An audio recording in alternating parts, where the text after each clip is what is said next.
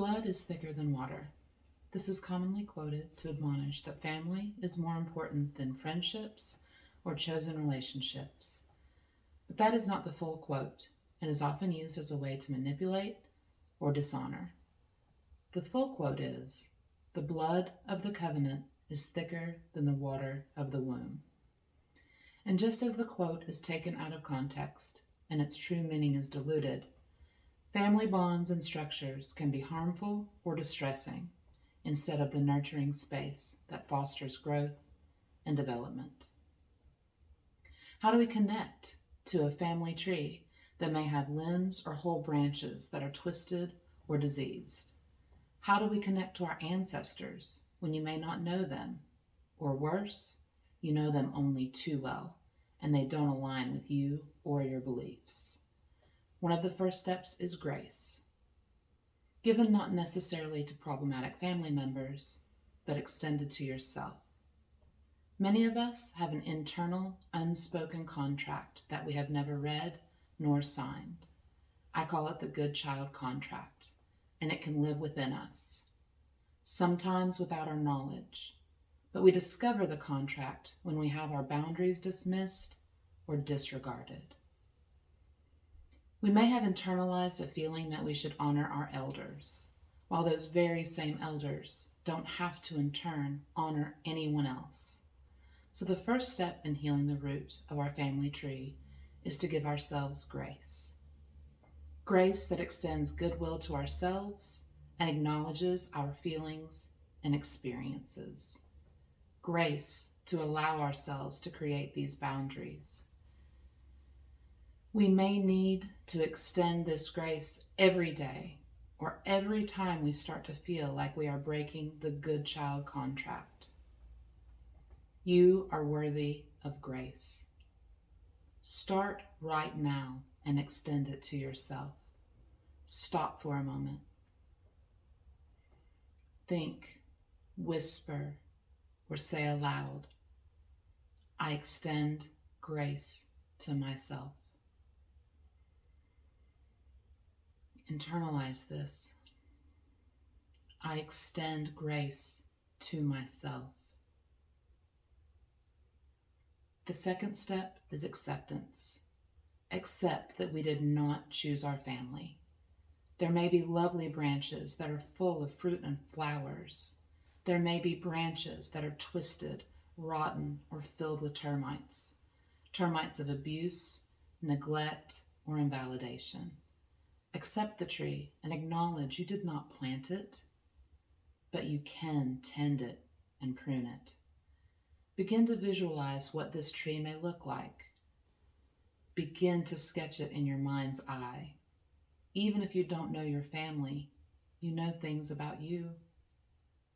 In this visualization, you are the trunk.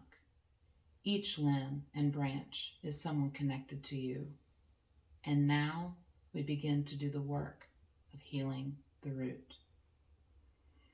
If there are known family members that you no longer wish to be on your tree, imagine that you are pruning them off your trunk.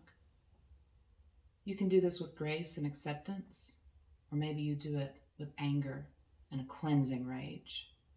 Set the limbs to the side or add them to your personal burn pile. This is your tree, and no one gets to force what can or cannot grow there. If you wish to keep some or even all of the removed branches or limbs, collect them and determine their closeness to your trunk. They may be rooted and allowed to grow in your personal grove, but they are no longer allowed to be part of your tree. These are the limbs that are toxic to your well-being and will cause the tree to sicken.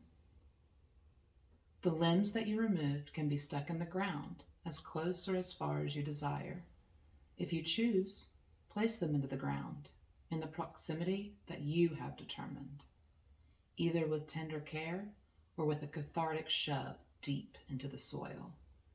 Imagine them thriving in their new space, or they're just a stick in the ground.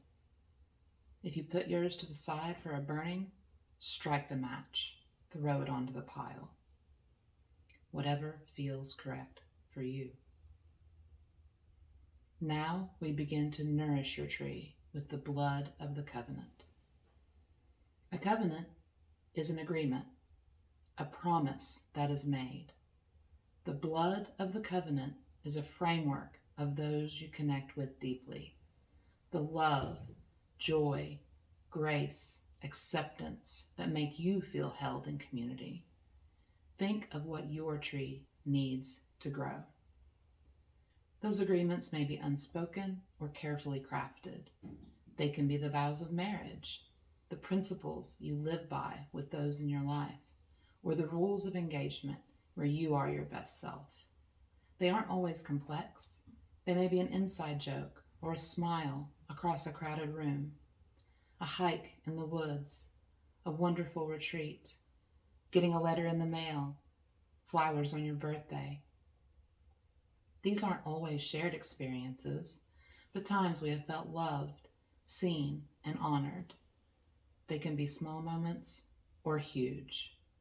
Imagine that you are pouring those moments onto your trunk.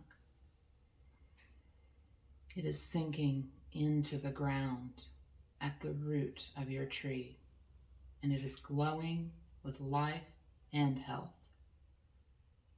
Now is when you begin to develop the tree and connect to your slowly healing root. The limbs and branches that caused you distress are removed. Now is the time to give your tree the nourishment it needs. Begin to graft the limbs that will thrive onto your tree. Think of your friends and family, the covenants you've shared with your beloveds, the people that you love and help you feel seen, heard, and connected. Begin to imagine they are connected to your tree. Vines of your experiences and memories secure these limbs and branches to your tree. Your tree is vibrant and covered in beautiful vines that connect all the best experiences and times that the people of your chosen family have been there for you. Maybe your limbs aren't personal connections or experiences, but people that you revere and want to honor, especially those that have passed. Your family tree is your own, and you can choose to add what will delight and invigorate your tree. Add Ruth Bader Ginsburg, Frida Kahlo, Abraham Lincoln, Martin Luther King Jr., or even David Bowie. This doesn't have to be realistic. This is a way to connect to the spirits and essences that will add the pieces you desire to your tree. Imagine the tree thriving and reaching up to the sky, covered in the vines of your memories, experiences, desires, grafted with the limbs of love you've added. Your tree is thriving and the root is beginning to heal. This visualization is sometimes enough. For some, that's all they need to begin to heal the root. For others, like me, it also has to be done in personal interactions and boundaries in life. That looks different to each person. It may be distance and time. It may be family therapy. It may be establishing good times to call or visit. Your decisions are yours. Continue to extend grace and acceptance to yourself. Now you can grow your tree with its healing root and take this experience into your life. This can also extend to worship or veneration of ancestors, the ones created and grafted or the ones in your life. Now that you've begun the healing, you can start bringing it into your personal practice. Start small with a simple box or shelf. If you have a fireplace with a mantle, add a few things that make you feel connected to your lineage, either established or created. Create an ancestor altar with pictures or mementos if you desire, or even a healed tree worship space with pictures of the people you've grafted to your tree. Add a vining houseplant to bring this practice to life. Just like the visualization, give yourself grace and acceptance as you connect to your personal healing and the season of the ancestor. The work of healing my personal root has been long and arduous. I've struggled with feeling like the opposite of the good child, being the bad daughter. But as I continued to prune away the people that were a poison to my root, I began to see that my tree was beginning to thrive. The limbs may not have intentionally harmed the trunk, but that did not lessen the pain and distress. One of the greatest things I heard that allowed me to begin the pruning process was, your guardians did not wake up each day and think about making your life a hell.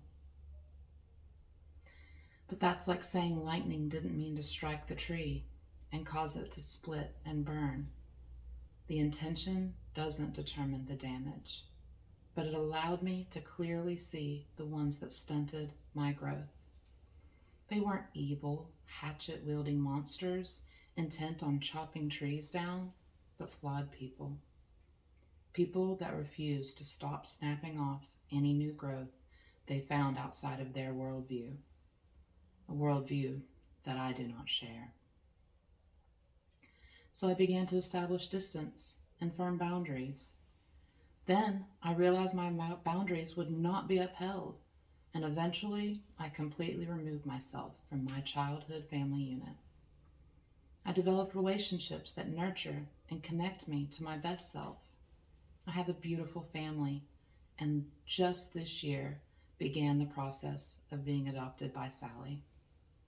For the last 16 years, she has been a mother figure and slowly took over the role of mother that had been removed from my personal tree. Sally is now legally my mother, a role that she had taken on for years, but we made formal, and it was finalized at the beginning of October. Unintentional, perfect timing for the start of ancestor season. I didn't realize the healing this action would cause and the peace it would give me. So truly, the blood of the covenant was stronger than the waters of the womb. My tree is wild, covered in vines, and my root continues to heal. I share this experience and exercise to hopefully help you in your journey of healing the root. Take from this time what will nourish and connect you. We determine the ancestors we wish to worship and revere. Thank you for being here with us today and allowing me to share part of my journey with you. Blessed be, Hallelujah, Sacred Samhain, and happy Halloween.